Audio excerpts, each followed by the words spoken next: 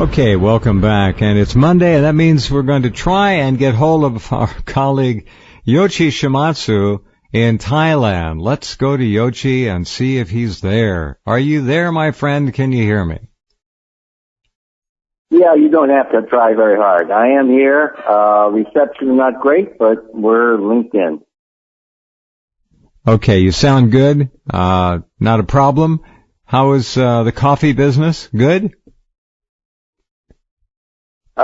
Well, it's not raining that much here in Thailand in contrast to other parts of Asia. So I think a lot of that moisture is now being diverted up toward Japan. And I think, the weather changes that have happened since Fukushima. This is the 11th typhoon of the year. Fanfon just hammered Japan. Yeah. It actually changed course and went directly. It was supposed to go into the Japan Sea side, but it went on the Pacific side, hit Tokyo very hard. Swept by Okinawa, killed the 5 American airmen in Okinawa, swept them out to sea. Went past this nuclear plant called Hamaoka at the foot of Mount Fuji. Yeah. Winds there were more than 100 miles an hour, showing the, increasing ferocity of these typhoons. And then went right across Fukushima. Basically, the Japanese news cut off after it hit Tokyo. They didn't mention anything about Fukushima, but it hit dead on right over Fukushima, one nuclear plant. Before it went out to sea, North Pacific, taking enormous amounts of radiation with it. Yeah. And as you pointed out, that radiation won't hit the California coast, although it will strike the middle of the United States, the Midwest and Eastern states, given the changes in the jet stream. So we're seeing massive weather changes, that I think are pretty much undeniable. And one of the aspects of that weather change, I think people in Japan really realize things have changed since Fukushima.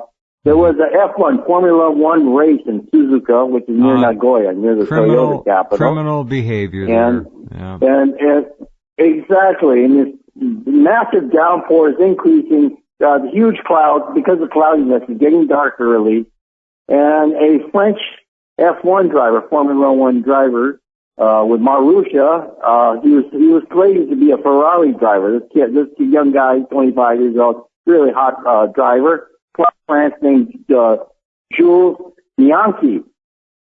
Yeah. One car, skidded out ahead of him, because of the rainfall. Heavy rain. Tractor was towing out. Yeah. Bianchi's coming, exactly. Can't see what's happening. Last minute, his car goes under the tractor, rips the top off of his car, and they don't have, they're very low to the ground. And he's suffering terrible head injury, critical condition. Yeah. Officials didn't call off the race.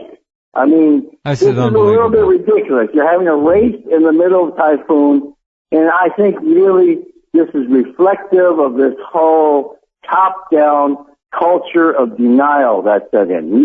These typhoons, they're not so bad. Just ignore them, okay? Just like everything else. Just ignore them, pretend they're not happening. It's what I call thought control. It's really set in. They should have stopped the race, obviously. They should have just stopped the race. They could have waited another day or two for the thing to blown over. But they went ahead, and now you've got, one driver in critical condition, one of the most serious. He's already had brain surgery in F1 history. Yeah. Yeah, and I think this has really said something about the Tokyo Olympics. This very same culture of denial, gripping Tokyo, which is a radioactive city, increasingly so as Fukushima boils away. And regardless of the, risks and dangers posed to the athletes, these fools are going to go ahead with it. The blind fools are going to go ahead because they are under a kind of a mind control situation in which they will take no consideration of the risk, the potential victim, because they are in denial. They don't want to admit that Fukushima radically changed the equation, not just in Japan, but across the entire Pacific, the drought in California, all the weather changes, the destruction of the Arctic, mega changes to the climate of the Northern Hemisphere. Well, and they're not the only ones in denial, No. Not the only ones. We have a whole system of governments. They're all like ostriches head in the sand. They're going along with the Japanese government denial. One of them denies, all the others deny. And it's undeniable, I think. We can't talk about 11 typhoons in a row dead centering in on Fukushima. I mean, this has never happened in the history of Japan, you know, since the age of dinosaurs or whatever. This has never happened before. This, you know, so massive, undeniable changes are occurring. Fukushima is at the very core of these changes. Yeah. Well, you were the one who explained why we would see enormous typhoons coming up out of the southern area, the trench area. Why more moisture? Why more winds? My goodness, are we seeing exactly as you predicted? Exactly. Yeah, and exactly that very same trench areas, these deep Pacific trenches, Philippines, where radionucleotides are sort of pushing very, very deep underwater into these trenches. That is exactly the plate, is the Philippine plate that moved deep underground in Japan, right where that volcano, Ontake, is. It's right at the edge of the Philippine plate as it moves up dust under the Eurasian plate. That's where we had this volcano. And again, more denial. More than 60 people dead. And our initial report, if you recall, that first week when that volcano erupted, they said there are 24 people up there. Then the number shot up to 36. Yeah. Now we're finding out there's more than 60 people, possibly 70 or 80 people dead up there who got buried under the ash, poisoned. The army was sent up there. And the message from the government, and from the nuclear regulator in Japan, oh, folks, don't worry about volcanoes, because our safety crews will go in there, remove the nuclear fuel in time. But what did we see? The self-defense force, with all of its might, all of its equipment, couldn't get near the peak. You know, didn't dare rescue those people, couldn't get in close, There were 200. And as a result, more than 60 dead. And this is a small, very, very small volcanic eruption without magma, without a lot of lava. Right. So imagine if this one in Kyushu blows, and that's right in the middle of the heart of a volcanic area. There's like magma right under it. There's steam. You can see clouds of steam coming out of the ground on the road to this place, okay? If that thing blows, do we really think the self-defense forces are going to get even anywhere near that? If the infrastructure is knocked out, okay? Power systems are knocked out, roads are knocked out, people are refugees are fleeing by the thousands? I doubt it. I seriously doubt it. And again, culture of denial. These people cannot see in a relatively small little volcano. And by the way, this plate moving, if you follow this plate, okay, this fracture, this fault line up, if you follow it, it goes right up what we call Nuclear Alley, right on the Japan Sea coast, where there's like dozens of reactors along the Japan Sea coast. This Terrific. is exactly where this thing's pointing to. Oh, man. Yeah, and it's pushing forward. And Well, all right. So Fukushima has really unleashed these titanic forces are being unleashed. And we're seeing the effects of this, and I'm completely in concurrence with you. The pyroclastic flow from that small volcano, that smoke and rock and deadly gases flowed down the slope at 400 miles an hour or better, overcame those hikers. There 241 were trapped up there. No one knows how many died yet, really. They're saying 60. I think it could be 100. We don't know. Are people just missing? Yeah. So we'll find out. But anyway, some of that footage, I must say, was staggering to watch. And it was a small eruption, you're right. But just the force of Mother Nature coming up out of there was just remarkable. All right, what we're going to do is go up to British Columbia and talk to another remarkable force of nature, Dana Durnford, who is on trip up there on a research expedition. Dana, how are you? Welcome back. Good, thank you, Jeff. Hi, Yoshi.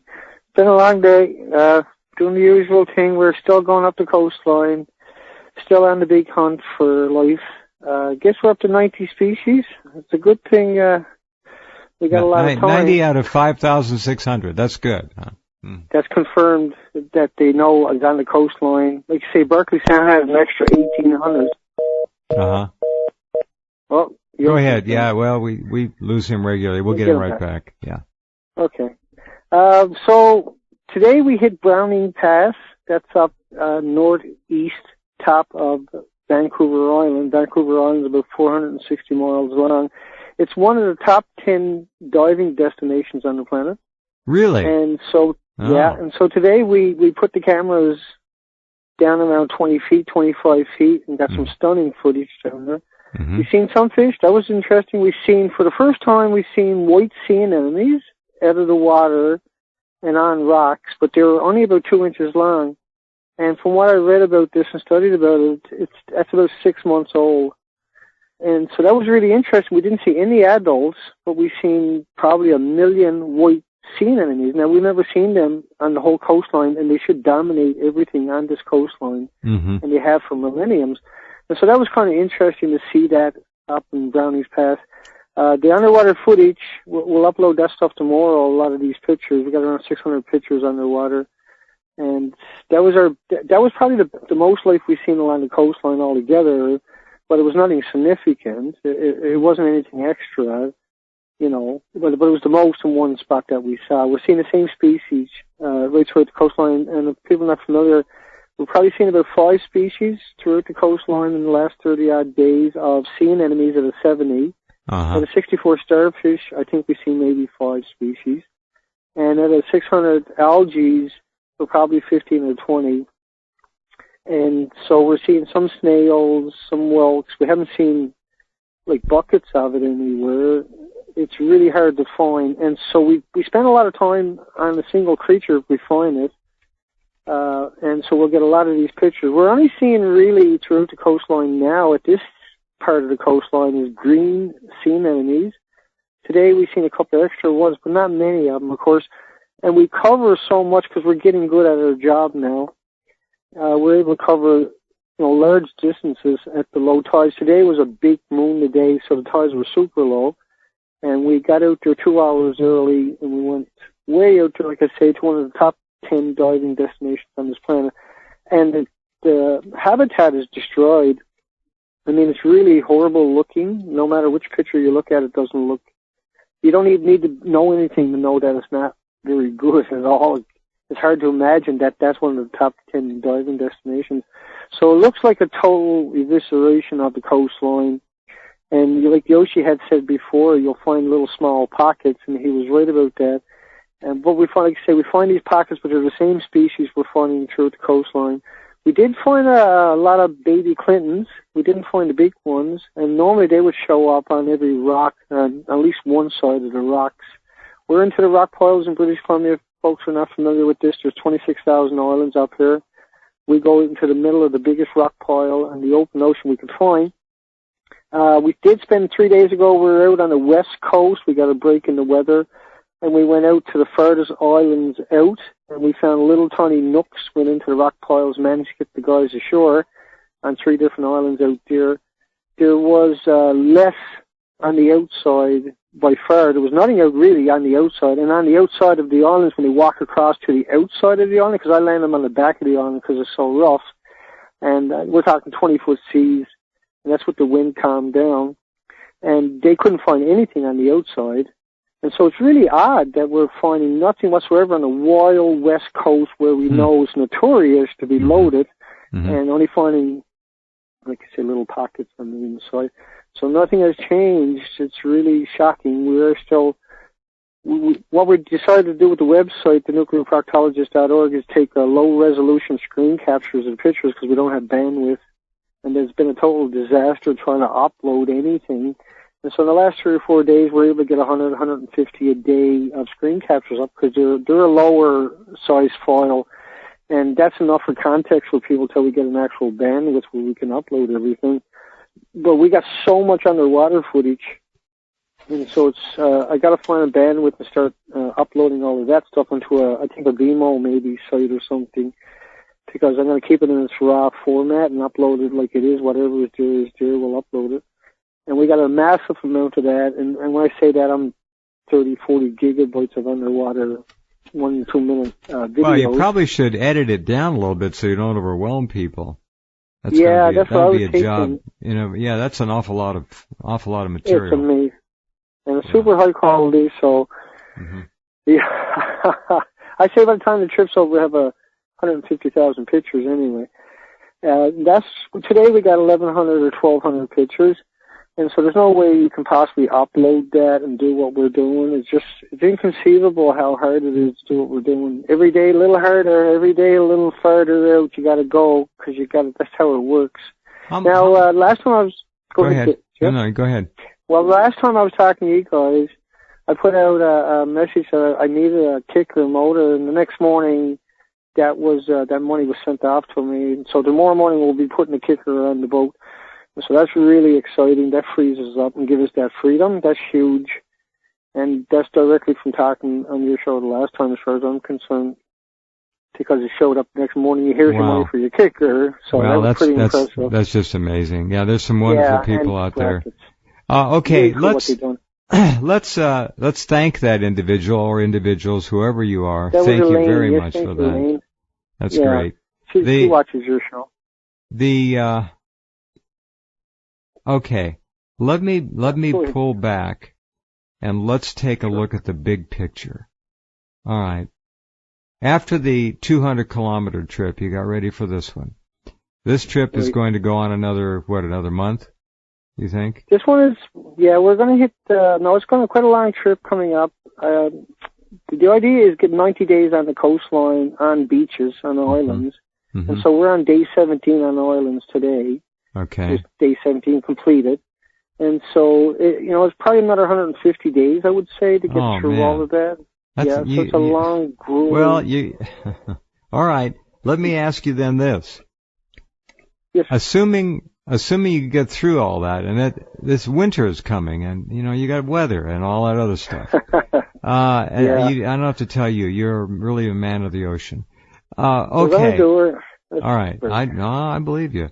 This expedition, this research expedition, to this point, how does it stack up with the 200-kilometer 9-day trip you made earlier? In terms of life available, in terms of how the tide pools look, the nursery looks, and the general state of health of the ocean, how would you compare it to that? That was very grim.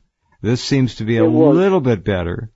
It does. Not much, of course. Yeah. Go ahead, Jeff. So overall, how bad is it on a scale of 1 to 10? 10 being perfect, and it seemed like you had about an 8 or a 9 catastrophe on the inside of Vancouver Island up in there. It was about 12 species or something. Yeah. And so altogether, and like you say, it's everywhere you go, it's only got a couple of species, and so as you add them up, you're not finding the same species everywhere. Oh, okay. So very they're not rarely evenly in dispersed. Right? Very rarely in another place you'll find them only in the one spot.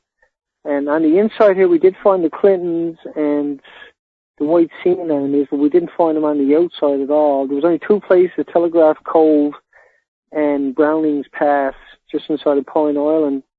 We've been out here 3-4 days on the outside, on the northeast side, and that's the first bit of life we've seen.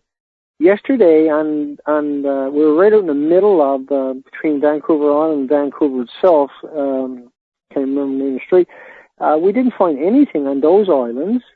It was really shocking, but not as bad as the first 9 days, the 16 beaches in Desolation Sound and Georgia Strait, up by Molly's Reach, where Beachcombers TV show.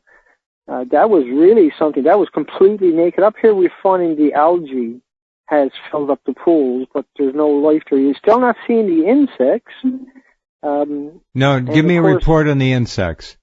Nothing. That was still, we're not finding anything. We got a picture of an insect on the beach. It's exciting. We've only got 2 pictures, I think it is, on 2 different trips of an insect on the beach.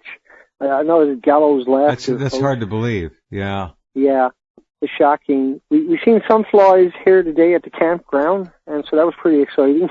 But I mean, it's really, truly like this. You can't possibly make this up. And as we go up this part of the coastline, it should be that, really, there's only a couple of communities on the whole end of the coastline. And we take off out right into the outside. We go way out there, and we still can't find just only nothing but a couple of handfuls of species and the same algae, sometimes thicker and sometimes thinner. And it's really weird here today, those white sea anemones, that was only about a 300-foot patch of coastline. That was it. Then it stopped again. And like you say, finally we're getting pictures underwater. And so things will change a bit better for everybody over the next week. Now we're getting a lot of footage we'll start getting 500 and 600 pictures, so we can choose some great shots out of that. And that should give people a lot of context. But Browning's Pass,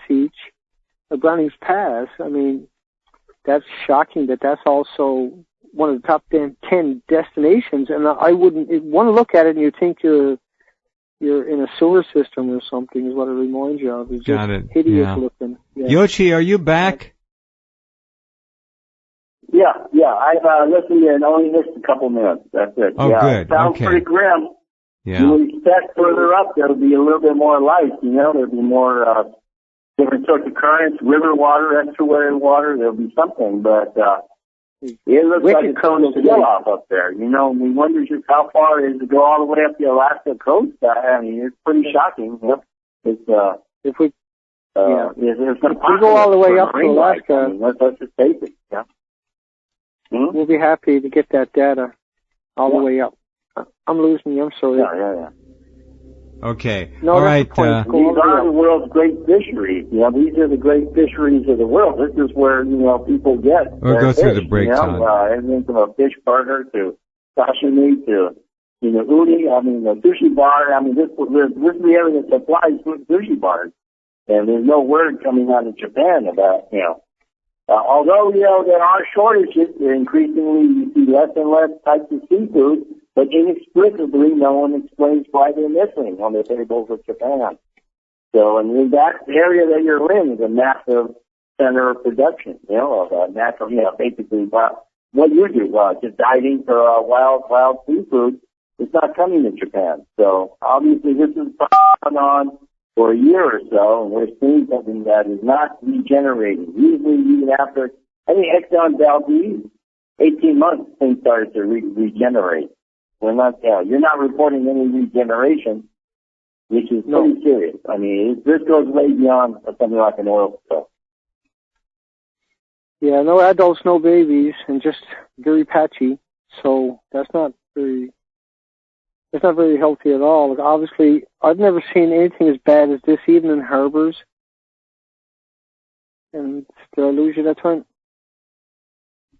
The locals. No mammals at all, huh? No marine mammals. None. We've seen a couple of otters. That was all, Yoshi. Go ahead, Jeff. I'm sorry. The locals up there. Otters. Yeah, that would make sense. They're in the rivers. They're in the rivers, so they can escape.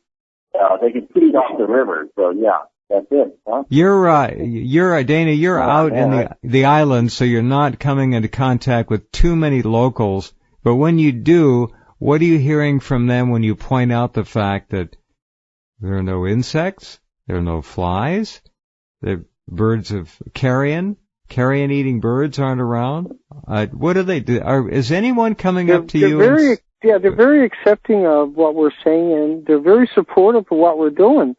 And haven't seen any resistance whatsoever. They all seem to come on board and want more information. And they seem to be shocked, most of them, that Fukushima is not stopped. They seem to be under the impression that Fukushima was stopped. Everybody says that, Dana. It's so disheartening. Yoshi, I hear it over here. I'll occasionally ask someone I run into, what about Fukushima? And they honestly look like they have to try to remember somewhere in the past, almost as far back as 9/11, what was that? Yeah, that was something over in Japan. Well, they are so naive and so absolutely out of it, it's not funny. But you do get concerned when I tell them what we're up to. Most people, I think, things aren't back yet? Yeah, the response I get all the time, things aren't back yet? Things aren't better now? I said, no, it's worse than ever. Right. And people are stunned. Yeah?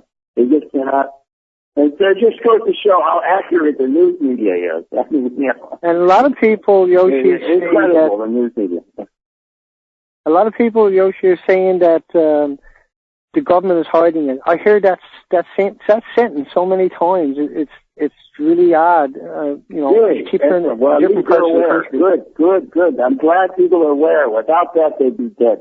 Yeah, I mean, that they're aware. They all say it. The government is hiding it, ain't they? And I suggest you're... Yeah, that's... they are absolutely... It's criminal what's going on. We know that. It's actually a slow burn genocide, and they know it, and we know it, and those who are listening know it. And what Dana is doing is giving us the data that we never would have been able to have without somebody like this man who is literally putting his life on the line out there doing this work for us. And no, you are. It is. Now, when you say scary, are we talking about rough seas? Are we talking about threats? Are we talking about interference? Oh yeah, I get a lot of threats. Tell me. Tell us about the threats. I get a lot of threats. I got a lot of stalkers, got a lot of posers, got people making up. So I have a YouTube channel that people have been following for quite a while. So a lot of people have been around for a long while. Yeah. And lately what they're doing is spoofing those accounts and attacking me with that way. And when I go over to the account, because I know these people, it's just a blank account. I also got one of my video of the Banfield director knocked down. You'll get a good chuckle out of this one. And a lot of people are not familiar with it. I interviewed the director of Banfield Marine Center, Science Center up in Banfield, British Columbia. That was hilarious. We played the audio. Yeah. They knocked the video down with a copyright notice from a diver's picture of white sea anemones on a rock in Barkley Sound. And the video was because the head of Banfield said they didn't grow on rocks in Barkley Sound. And I used a whole lot of sources, but one of the sources he didn't like my red reef. Now, I called him up and asked him to remove it because I'm within my legal limits of fair use. And because I do this all the time, I've had court orders take down my videos and I got them back. And so this is not going to be an issue for me because I'm well within my fair use limit. But Eco Jones is a diver, and I can't find any kind of connection to Banfield outside he'd been out there an awful lot. But when I talked to him, he told me he took down the video because he didn't like what I had to say. So he used the copyright. That's hard science, isn't it? You can't make that up. I didn't know what to do. All you could do is laugh at him, I suppose. I put out a counter notice, so I'll get it back. But he hasn't replied to us. That's like 4 days ago. But I thought that was really telling that he didn't like the fact that I said nuclear scientists are not very good people. I wasn't as polite as that. But he didn't like that, and that's why he come after me. So, I mean, I don't have a problem saying it. Nuclear scientists are not very good people. It's real simple. They know damn well, unless they're mentally defective, that this is extremely dangerous, at the very least, and hideous in its potential for the planet. And if Fukushima isn't lesson enough, you got 3 Mile Island, you got Chernobyl, and God only knows what the next one will be, and the next one could be the end. Now, if, and there were reports, Yoshi, you probably saw, of enormous amounts of rainwater pouring into the basement of building number 3 at Daiichi. And if that water's not good for the foundations. The foundations are sitting in fill dirt. Right. I mean, God only knows how soggy that is now. And building 3, let's just say that building 3's spent fuel pool hits the ground before building 4. That they're not going to put that out. I was trying to envision a fleet of war-grade plutonium, tons of it, tons of war-grade plutonium. So what are they going to do? Get a fleet? Jump into the Pacific and heading straight over the United States, and the steam. You know, the stuff is still hot. There's a lot of steam coming up, this is causing the typhoons to come at that uplift of steam, and that steam is coming across the Pacific toward the U.S. and Canada. And unfortunately for Dana out there on his boat, we're talking about diversion of the jet stream from the California coast, all valuable, important California for all the rich people, for Hollywood. All that's being pushed right where Dana is, right over, the British Columbia coast. And it sweeps around and down. So, we're finding the weather is really bad for sure, Yoshi, up here. It's really, really, really terrible up here. It's been hammering the daylight to us. We have to move all the time, pick up and get on another side of the coastline just to hide away for a few days. And so, we found a lot of Fukushima debris up here, and we got pictures of that. We haven't got it up yet.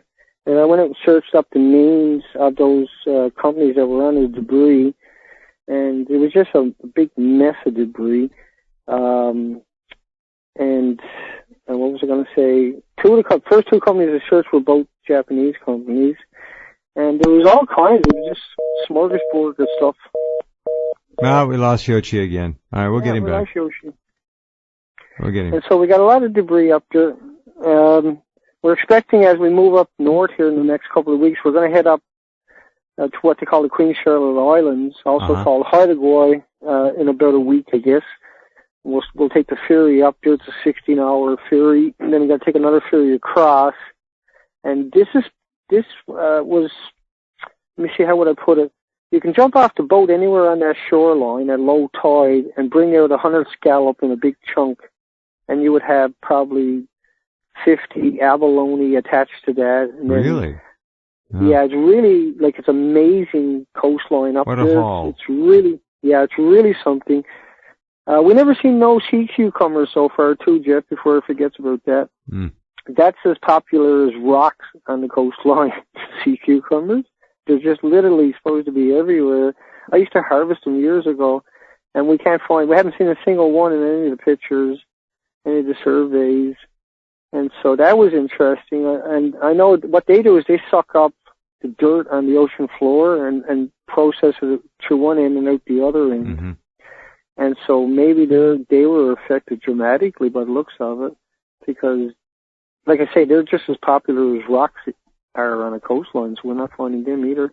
Mm-hmm. And well, the idea of finding that many scallops and abalones, sure, no more abalone like that. I bet not. We haven't seen any so far, but we're not up to the Charlottes here, and we should have seen them by now. Lots of them. When I get up to the Charlottes, that'll be the big test, I think, up there, is right in the shallow water. During storms up there, the beaches will fill up with truckloads and truckloads and truckloads of scallops. Mm. And you're allowed to go down and take them. You're not allowed to take abalone to protect it. Mm-hmm.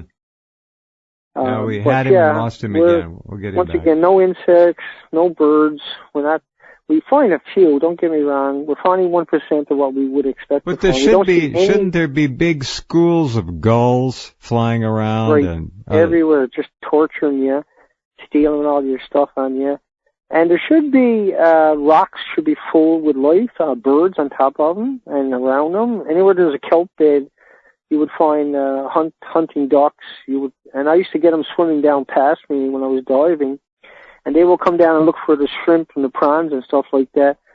And to go into the outside where we were the day I dove this whole area that we've been looking at for quite a while. Yeah. And we're usually hitting these places where I already dove for year after year. Go ahead, Yoshi. We have a really bad line here. I think it may be very difficult to continue because I think the line is somewhere disrupted along the way. We got you back. Go ahead. We're doing fine. Yeah. Well, it seems the line is something's happening in the Pacific right now. Yeah. So anyway.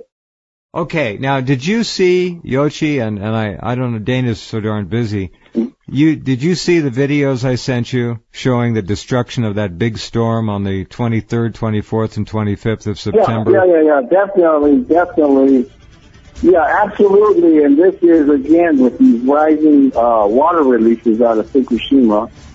Probably a lot of steam coming out. There's sort of been a news blackout out of Fukushima last couple of weeks. So obviously radiation levels are going up if there's a news blackout. So it would make sense that there is this artificial attempt to divert the airborne radiation, the steam, basically the clouds from hitting the west coast of the United States and pushing it up to where Dana is at, very unfairly. Right. Driving up to British Columbia. Right.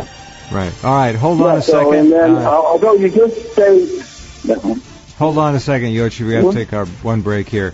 On the right side... Okay, great. Yeah, at the right side of Rense, I want all of you to please scroll down past the Fukushima radiation box, past the Ebola box, past the flu box, and you'll see another one.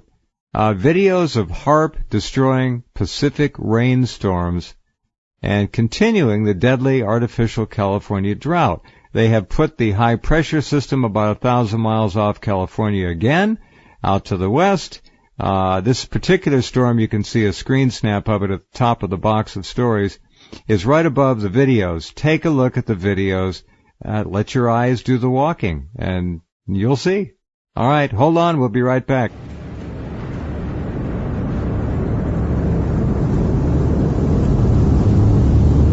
Okay, and back with Dana Durnford, our special guest tonight. Yochi's standing by in Thailand.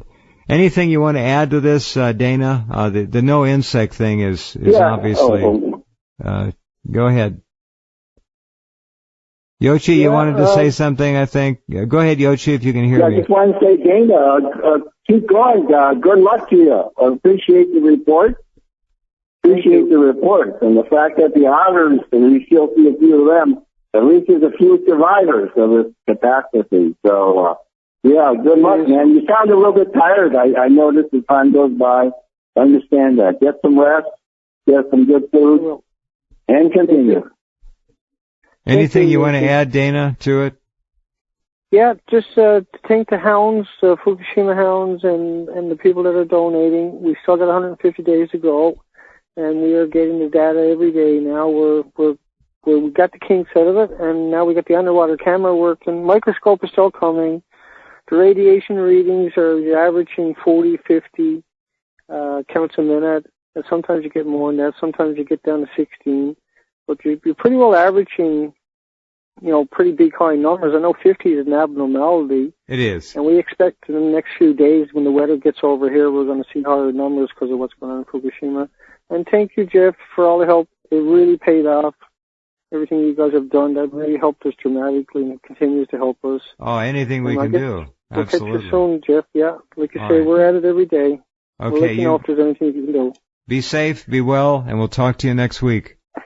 Yeah, thank you, folks. You guys have a nice night. Yeah, okay, Dana. Good night.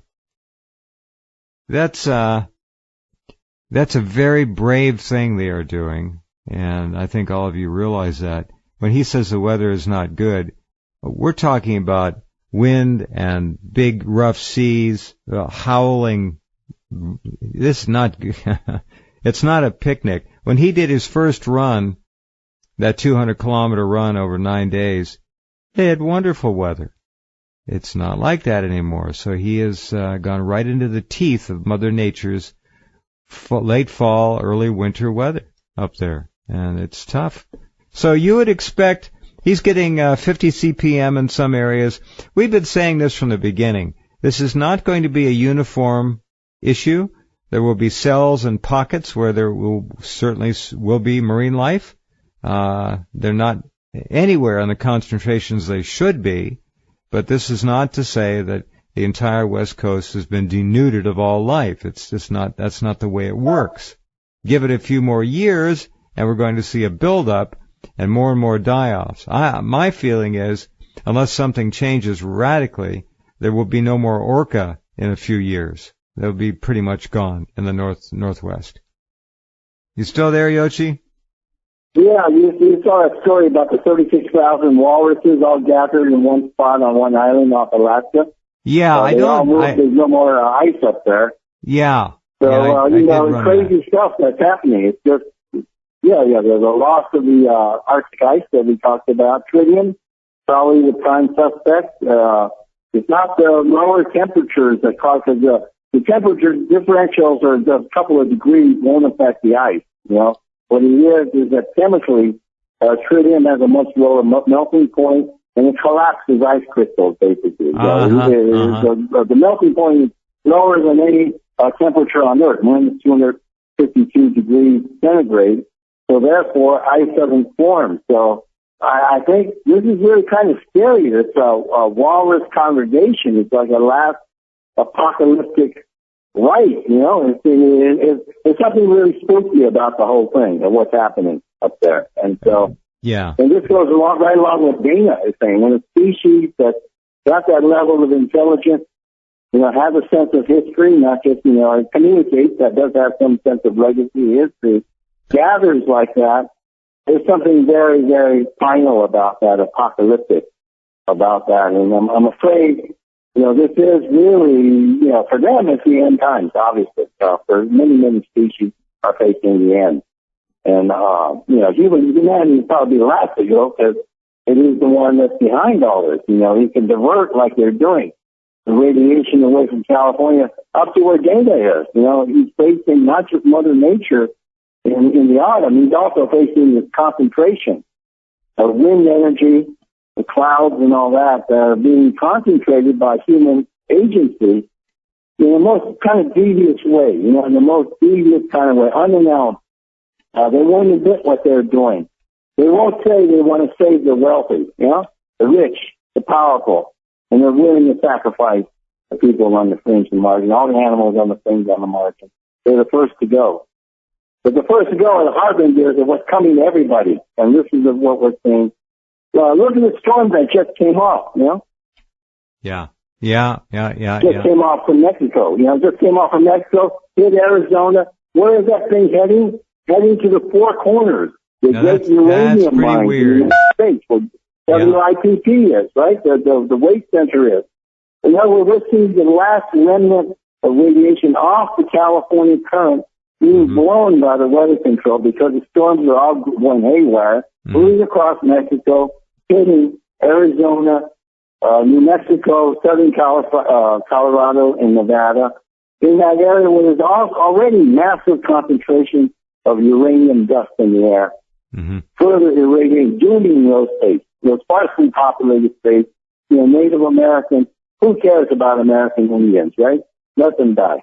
I mean, this is the kind of mentality that the so-called scientific community, and scientists are not supposed to think like this. I mean, we're supposed to be smarter, more rational, more studied, more fact-based, accepting this is just, wipe them out. Save Hollywood, let the Fred Williams die.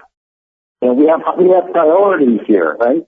So, I mean, ridiculous, Supposedly. This is unfortunately what's taken over. Yeah, at the end, we don't see a greater sense of compassion among humanity, among the planners. We don't see another desire to help the ecosystem. We don't see a desire to help, the northern hemisphere. Only survival of the richest, not of the fittest by any means, but the survival of the richest, and let everything die ahead so these people have a few extra years to blow their wealth on. It's sick. I think it has to be challenged. Like we've seen the Hong Kong students, they're challenging that code. They're saying, Hong Kong is not just for the rich, it's for everybody. And that's what we're seeing on the streets of Hong Kong, a movement of young people, who are still in high school, who are taking on all the forces that be to say, this city belongs to everybody, not just to you. And I think this is what Americans have got to wake up to, right. What's happening across America. They've got to get out of this denial because they're going down. Everything is going down. And the longer we wait, the more impossible it will be to ever bounce back, to find a way back. Exactly. Okay? I think this is the problem. The denial is going to lead to everyone's grave. You're going to have a foot in the grave before you can fight back, if this is the case. People should have been doing things 2 years ago, as we have been calling on people to do. It's very, very late in the game now. I don't know if we can pull it out. I just don't know. Yeah. I don't. Disruptions on the phone. By the way, disruptions of our phone call. Another typhoon is building up on the. It's already on the move right now. It's following the exact course of the last one.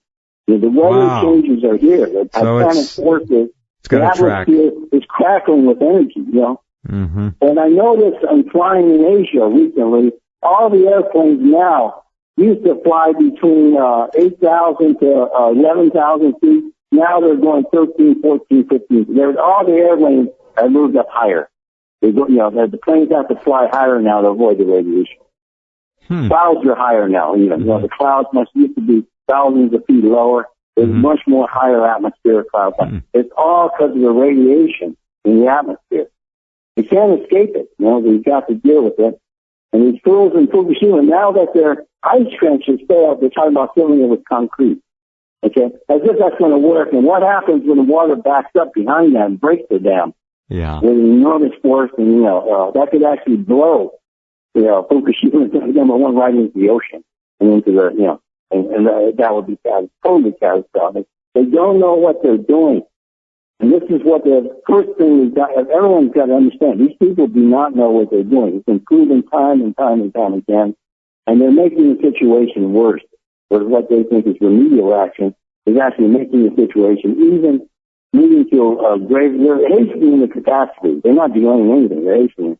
Oh, one thing about your video there, you were saying that you thought parts of North America were photoshopped, the interior over Montana. Yeah. Remember that? I think those are actually interference patterns. I think what they're trying to do, they're trying to lift the clouds, keep them from, let's say, descending, stop rain. Oh, they're trying to keep the clouds, let's say, on an even path out, toward the Gulf of Mexico. I think that's probably what's happening. These are standing wave patterns, basically using chemtrails and using a lot of radio transmission to create a layer under the clouds, electromagnetic layer, to keep them from descending down. I think that's what's happening. It looks like something like that. Could well be. All right, well, thanks. Yeah. That's it. I think this thing is much more expensive, far more expensive than just the West Coast. It's covering the whole country. And, they're very desperate, and they still won't tell the truth. We're very grateful for Mike sending and creating the videos showing the weather manipulation going on out there. There's no question about it. None. It's right there. Your eyes not going to lie to you. Yeah. So, all right, Yoshi, you be good. Take care of yourself, and we'll talk to you next week. Very good. All right. Good night. All right. Okay, Yoichi Shimatsu, and he is in Thailand right now. Who knows where he'll be next week? And Dana Durnford on his research, another 150 days? Man, that is tough. Tough going, but critically important work, and we're extremely grateful for that. All right, that's our program on this Monday night. We'll be back tomorrow. Take care.